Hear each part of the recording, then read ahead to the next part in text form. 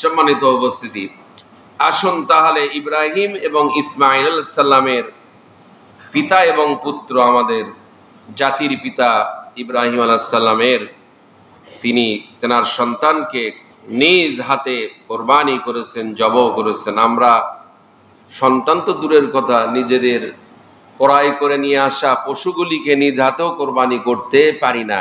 অনেকের মায়া লেগে যায়, অনেকে পারি না, কি বলেন ঠিক কিনা? কিন্তু কোরবানি নিজ হাতেই করবেন, কোরবানি নিজ হাতেই করবেন, নিজের হাতের কোরবানি নিজে করুন, সওয়াব বেশি রয়েছে। যিনি মাজুর, যিনি অপারক, যিনি পারবেন না, তেনারটা আর একজন করে দিবে। তবে যদি হুজুর দিয়ে করে নেন তাহলে হুজুরকে উত্তম সম্মানী দিতে হবে, ঠিক আছে? এটা মাসালা, এটা এমনি নয়। তাফসিরে ইবনে কাসিরের বর্ণনা, কোরবানি অর্থ তিনটি। কয়টি? তিনটি। একটি হচ্ছে সময়ের কোরবানি।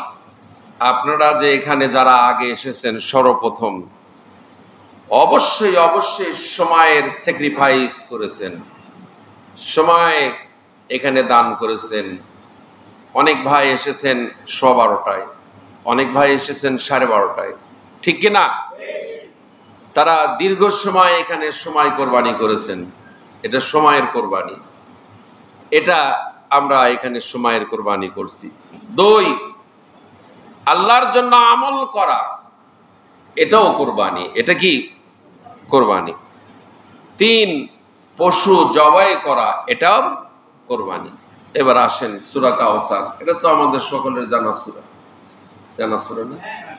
আমার তো মনে হয় এমন কোনো ভাই নাই যে কোরআনের সবচাইতে ছোট্ট একটি সূরা, সূরা আল কাউসার, এই সূরা জানা নাই এমন কোনো মুসল্লি নাই, আছে নাকি? তো একটু তেলাওয়াত করি।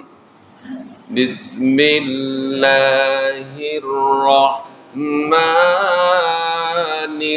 রহিম। ইন্না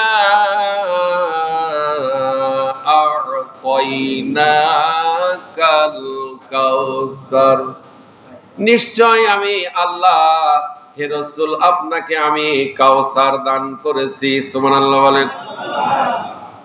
এটা কয় নম্বর আয়াত? 2 নম্বর আয়াত।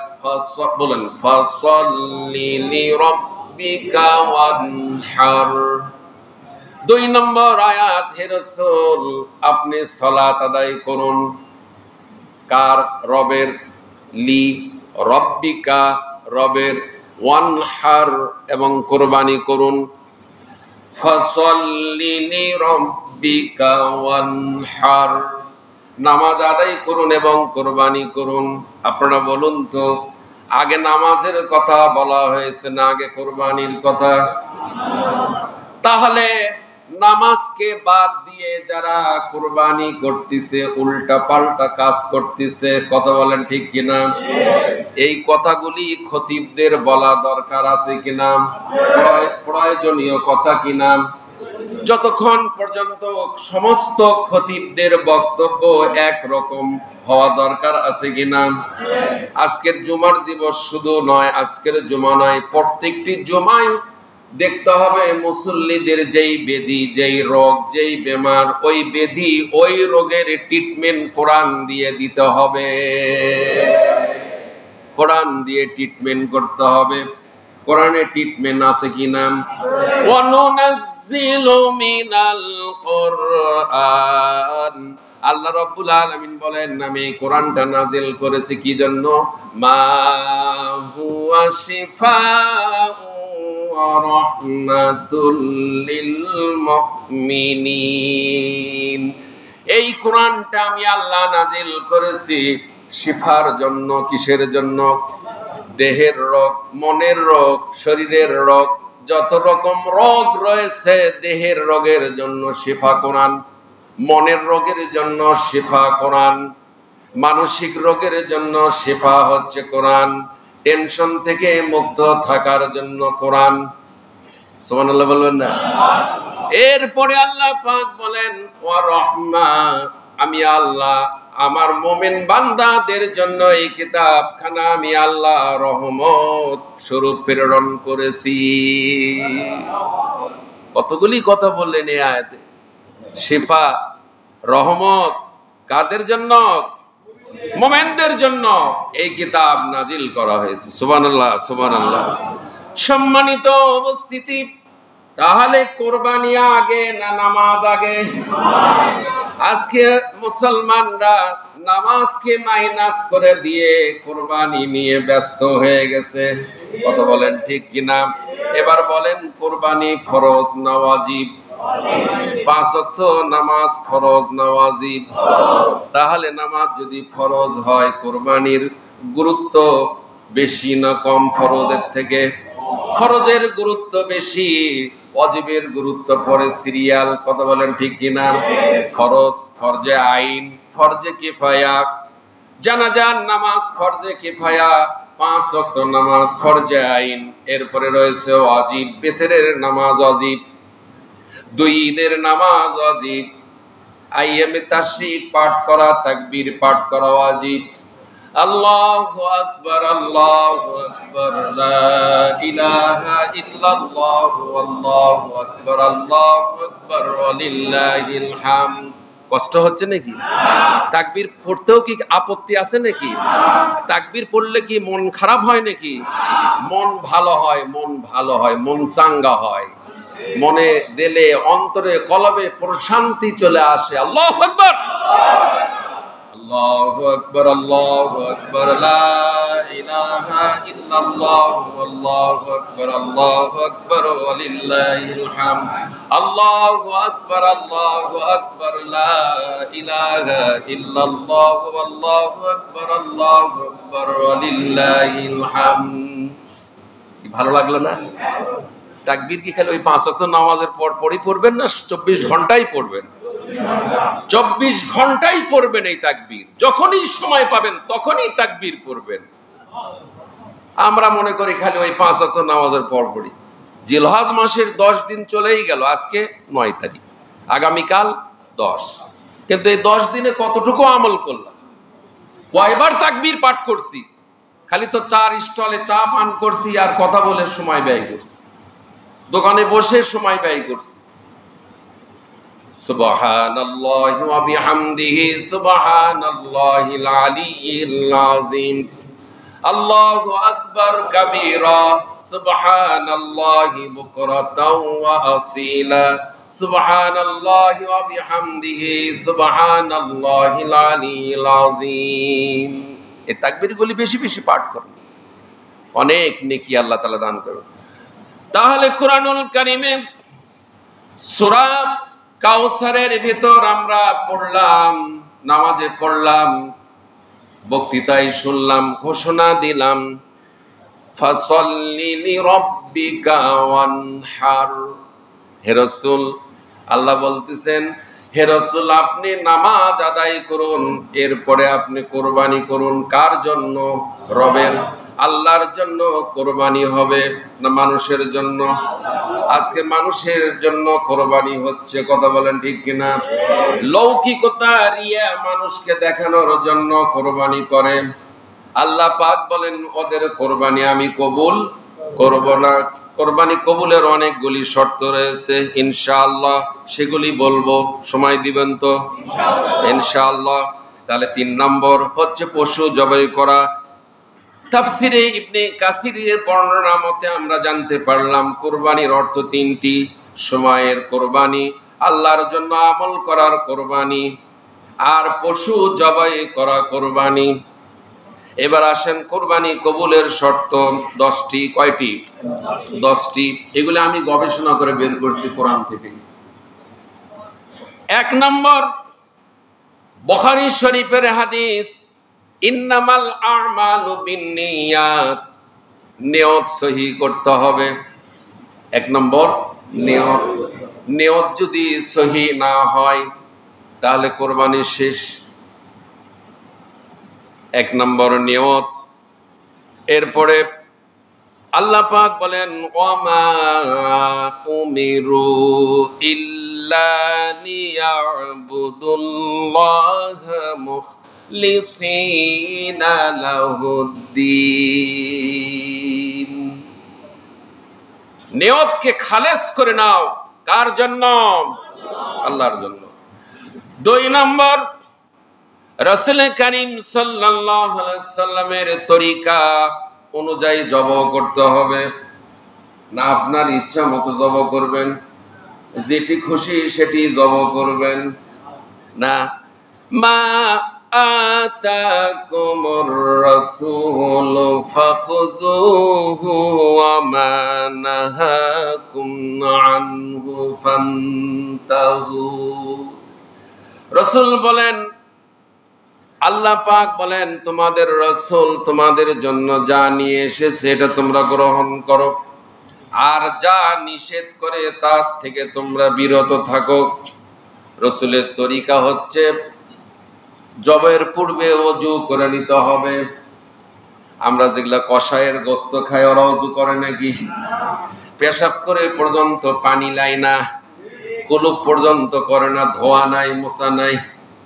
এত বড় শয়তানের হাতের গোশত আমাদের খেতে হয়। কি মন খারাপ করলেন নাকি? বলো শয়তান বলবেন না তো কি বলবেন? অনেক ভাই আছে হক কথা বললে কিন্তু মন খারাপ করে, কিন্তু বাস্তব প্র্যাকটিক্যাল কোন কসাই সকালে ফজরের নামাজ পড়ছে, ওর ওযু নাই, গোসল নাই, এমনও হতে পারে ফরজ গোসল না করেই এসে জব করছে। তাহলে তো আরো হারাম একবারে, তাহলে তো একবারে আরো হারাম করে দিল। কি বলেন ঠিক কি না? এই আলোচনাগুলি করা লাগবে, কসাই ভাইদের মেসেজ দিতে হবে, দেওয়া লাগবে কিনা? তাহলে রাসূলের তরিকায় জবাহ করতে হবে, ওযু করতে হবে। পশুকে উত্তর দিকে মাথা রাখতে হবে না দক্ষিণ দিকে। পশুকে সুন্দর করে শুয়ে দিতে হবে। পশুর সামনে ছুরি ধার দেওয়া চলবে না। পশু আপনার থেকেও বেশি বোঝে, বেশি জানে, বেশি দেখে, বেশি শোনে, বেশি জ্ঞান। আল্লাহু আকবার। আপনি পশুর সামনে ছুরি ধার দিচ্ছেন, পশু বুঝতে পারতেছে আপনি যা কিছু বলতেছেন সব কিছু পশু শুনে, সব কিছু জানে, কিন্তু জবান দিয়ে যেটা বলে আমরা সেটা বুঝতে পারি না। সব জানে, সব বোঝে, সব।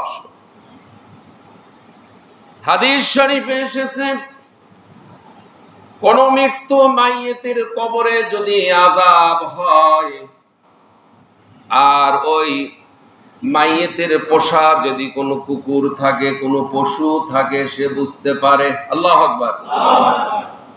মেরিনা সিনেমা হলের মালিক ছিল, চেনেন কি চেনেন না? আর কথা নাই। আপনাদের বন্ধু নাকি মেরিনা সিনেমা হলের মালিক? তো কত কন না কি জন্য? মেরিনা সিনেমা হলের মালিক আসলো কিনা, ছিল কিনা? তো বন্ধু নাকি আপনাদের? সিনেমা হলের মালিককে বন্ধু বানানো যাবে? খবরদার। এই মালিক যখন মারা গেল, 40 দিন পর্যন্ত কুকুর আর খায় না, খালি ঘেউ ঘেউ ঘেউ ঘেউ করে। খালি কি হচ্ছে? কবরত বাটাম পেটা, খালি মার আর মার হচ্ছে। কুকুর বুঝতে পারতেছে, কুকুরের চোখ দিয়ে ঝরঝর করে পানি পড়তেছে। অবলা জন্তু সব বুঝতে পারে। আল্লাহ এদেরকে এই ক্ষমতা দিয়েছে। কুকুর খায় না, ওর সামনে খাবার দিলে লাথি মারে ফেলে দেয়।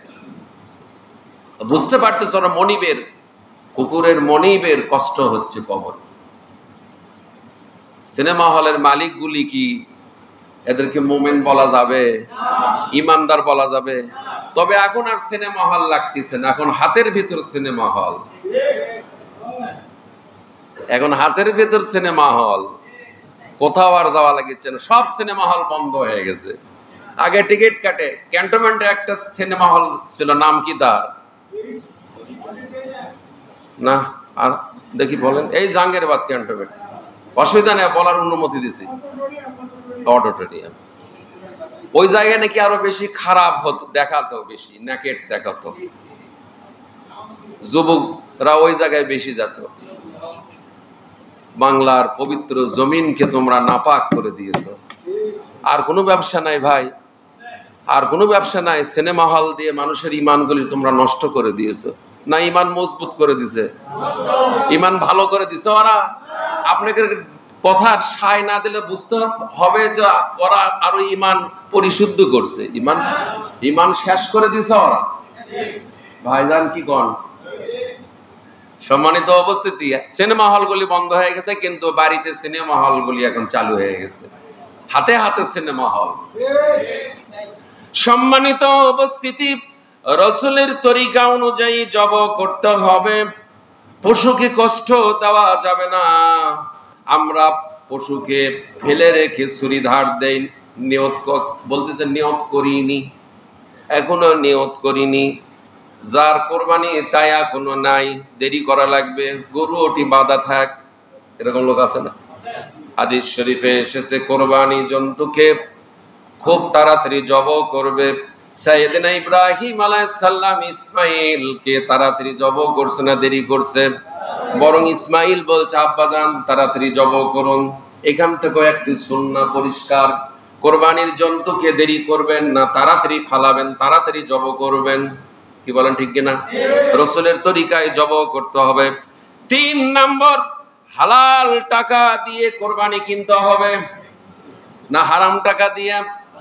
হাদিস শরীফে এসেছে নামাজ কবুল হওয়ার পূর্ব শর্ত হালাল রুজি, হালাল টাকা দিয়ে ইবাদত করতে হবে, হারাম টাকা দিয়ে কোনো ইবাদত কবুল হবে না। সম্মানিত উপস্থিতি, মনে পড়ে গেল একটি ঘটনা। আমার ভাই যেন হজ করে এসেছেন, না আমার ভাই যেন হজ করে এসেছেন। আমি গুনাহগার, কেউ আল্লাহ পাক 2 বার নিয়েছে বড় হজে, আর উমরা হজেও 2 বার নিয়েছেন, আলহামদুলিল্লাহ। আমি দেখেছি, এবং ওখানে মক্কা মদিনায় বাসীদের সঙ্গে আমি আরবিতেও কথা বলেছি।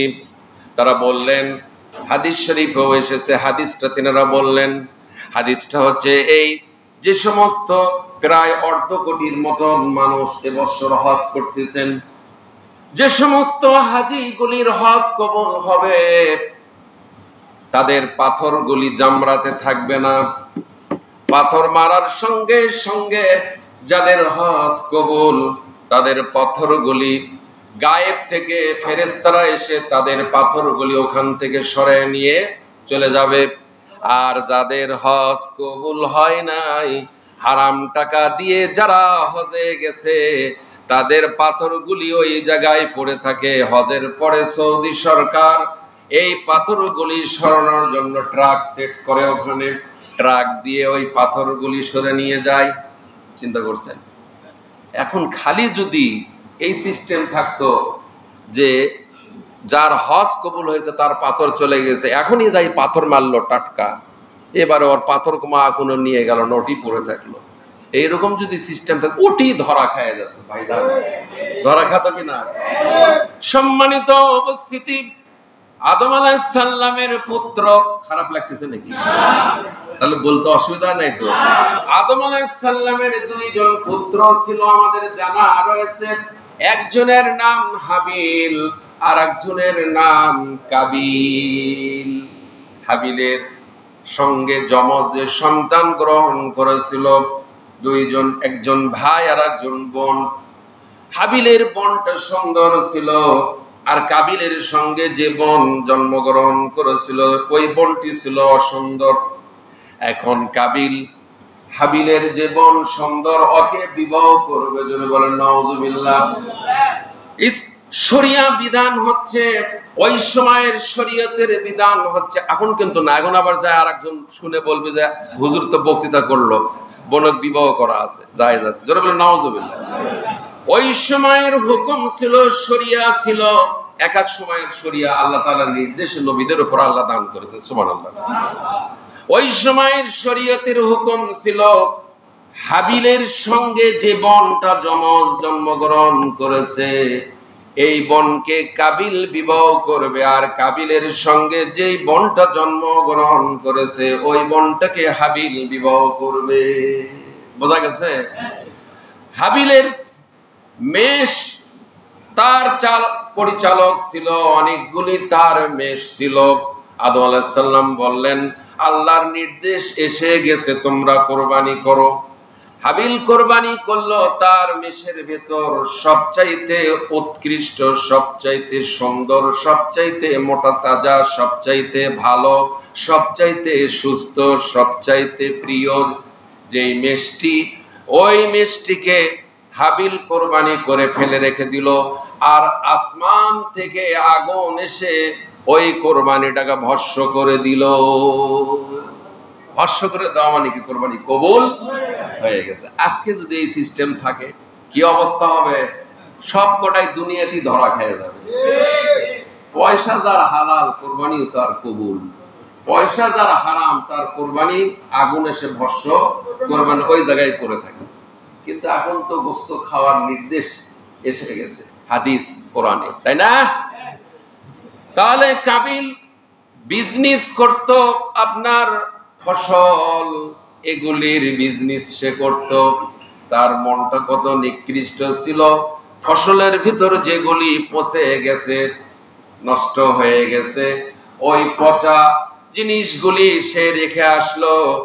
হাবিলের কোরবানি কবুল হয়ে গেল, আর কাবিলের কোরবানি কবুল হলো না একটি মাত্র কারণ।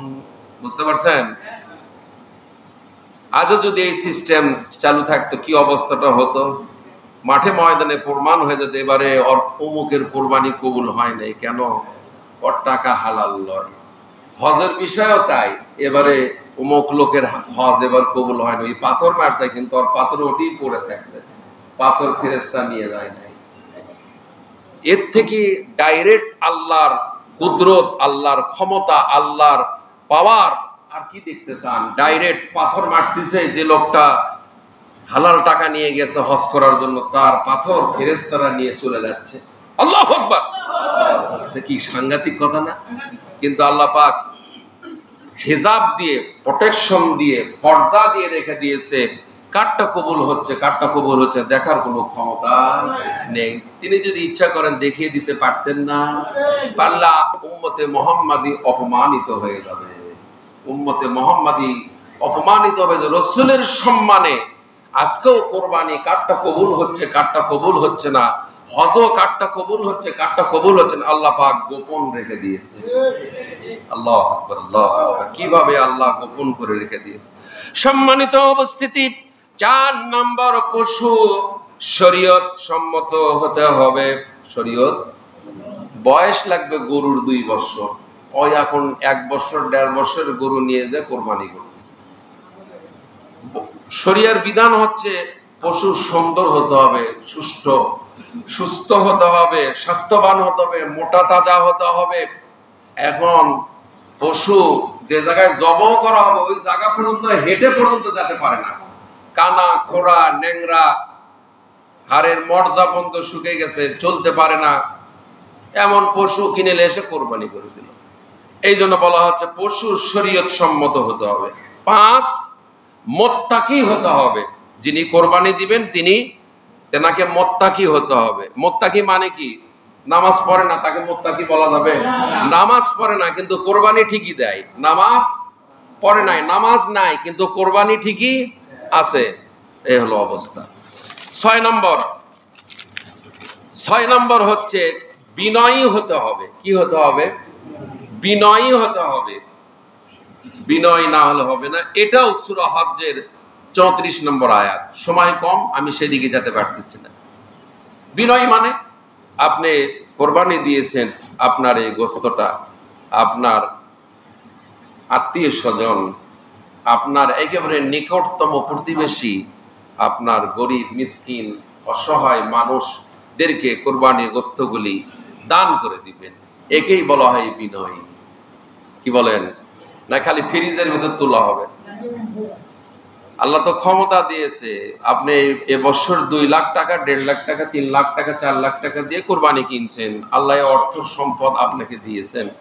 আপনি এখন যদি মনে করেন যে আমি গোস্ত ফ্রিজ 2-4টা বড় বড় ডিপ ফ্রিজ কিনে নিয়ে এসে গোস্ত ব্যামাক তুলে রাখি, অল্প কিছু দান করি, জাকাত হয়েছে 2000, জাকাত দিচ্ছে 200, হবে?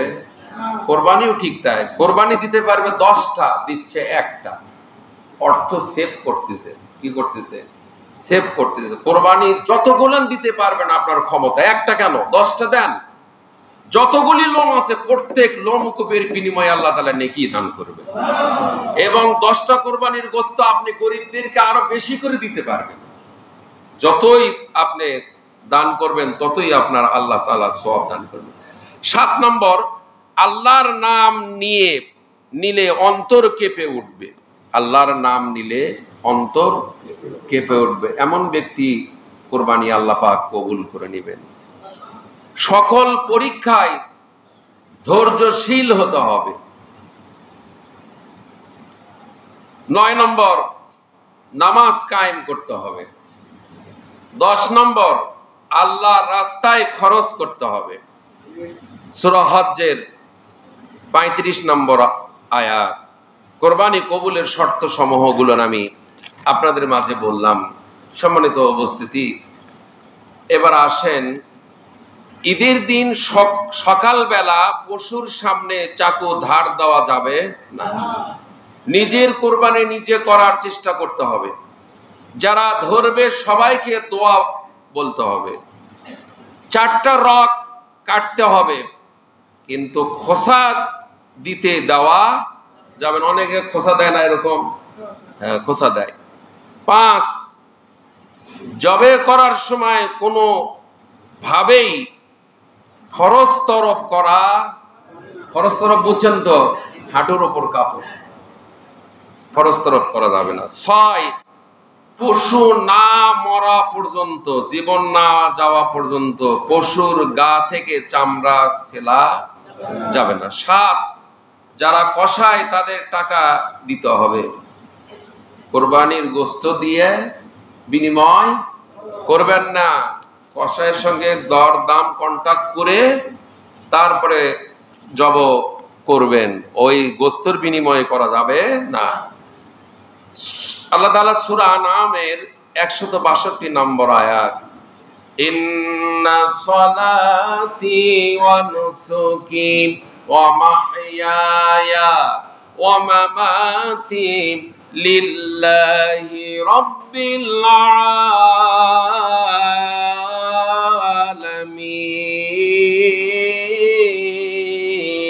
আলামিন। আল্লাহ পাক বলেন, ও বান্দা বলুন হে রাসূল আপনি, ইন্না সলাতি, নিশ্চয় আমার নামাজ, অনুসুকি আমার কুরবানি, ওয়া মাহইয়ায়া আমার হায়াত, ওয়া মামাতি আমার মৃত্যু, লিল্লাহি রাব্বিল আলামিন, কার জন্য হবে? তাহলে আমার নামাজ, আমার কুরবানি, আমার হায়াত, আমার মওত, এই 4টি কার জন্য হবে? আল্লাহর জন্য হবে। নুসুকি আমল করতে হবে, হজ্জের কাজ সম্পন্ন করতে হবে, পশু জবাই করতে হবে। আজকের জন্য আমি আর না বাড়িয়ে এখানে সমাপ্ত করতে চাই, ইতি করতে চাই। যেহেতু অনেকে হাটে যাবেন, নামাজ তরক করবেন না।